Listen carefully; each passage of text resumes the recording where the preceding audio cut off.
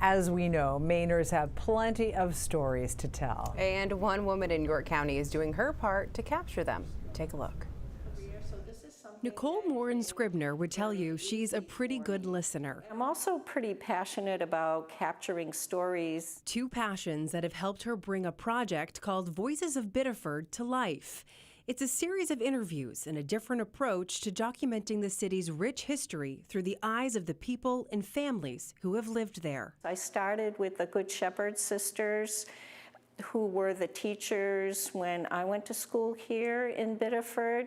And then every time I did an interview, I was recommended someone else. Now, you were talking about, and of course you've shown me pictures from this, so which book did this come from where there's pictures of your... It comes from a Canadian book. Oh, really? It was sort of a religious, it came out once a month. We're all aware of major historical things that have happened, but this tells history from what it was like to live it. And there are some things that could disappear if you don't talk about it, and this helps people to understand what they went through. Nicole moved to Biddeford from Quebec, Canada when she was 6 years old, and says sharing her own story brought back a lot of memories and new perspectives. I think of my dad, who had grown up on a family farm, and that was his passion, is he enjoyed being outdoors and working with the animals, but economically could not continue that. He left his country and came here first and then worked in the pepperell mills. I mean, talk about different. You're inside, no air conditioning, pre-OSHA, all that noise. You can't even see the sunshine. But he did that for me so that I was able to have some opportunities. Some of those interviewed are new to the area. Others, like Spiros Dragidis, can trace their roots back multiple generations. Well, these are my grandparents, Spiros and Georgia Dragidis. They came here in 1906, and these are their 8 children. This is my dad, Charlie. My parents didn't really talk too much about why their parents came here, other than they were looking for a better life. Dragidis always wanted to learn more about where his family came from, and recently started doing a little digging into his own family tree. He was amazed at what he learned. My grandfather initially worked in the mills, but by the 1920 census, it showed him as a shop owner. So in that, and I'm sure he didn't know how to speak English obviously when he came here.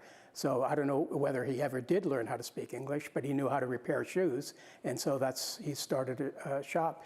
And then in 1921, he had to vacate that building, and he bought adjoining buildings on Washington Street. And he ran that as a business. My father and his 7 siblings lived above the store. And then my father and his brother started the restaurant in 1935. That restaurant was the Wonder Bar, a landmark in Biddeford that would remain in the Dragidis family until it was sold to new owners in 1982. The Wonder Bar was open 364 days a year. It was only closed on Christmas Day.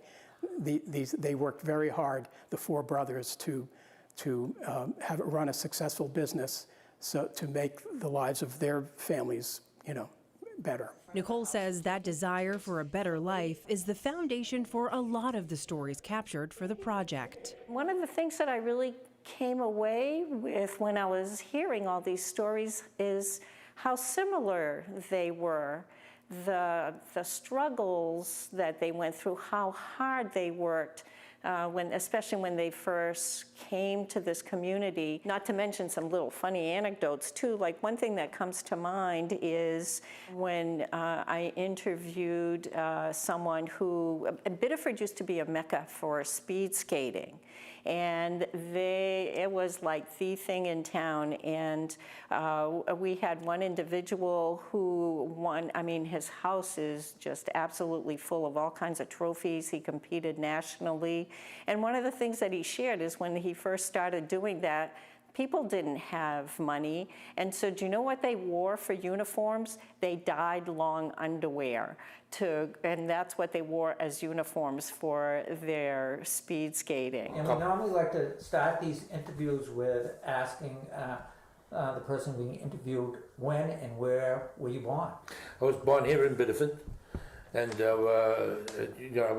lived in Biddeford all my life, really. The hope is that people everywhere, not just residents of Biddeford, will listen to the interviews and learn something new, and maybe be inspired to start capturing the stories of those around them, too. When you are meeting with someone that's important to you, someone that's meaningful to you, and I know that often happens where they're telling stories, it's so easy to capture it, and there's no more precious gift. And I would encourage other people to do it. I know how much it has meant to me. You can check out the Voices of Biddeford interview series on the Biddeford Cultural and Heritage Center's website. We do have a link for you on our website and our app. And if you are that speed skater, or you know where to find that speed skater, we want to hear from you. We Yeah, want to know how seriously. to interview him. All the trophies he needs to Seriously, be interviewed, let us know. or his family anyway. Yeah.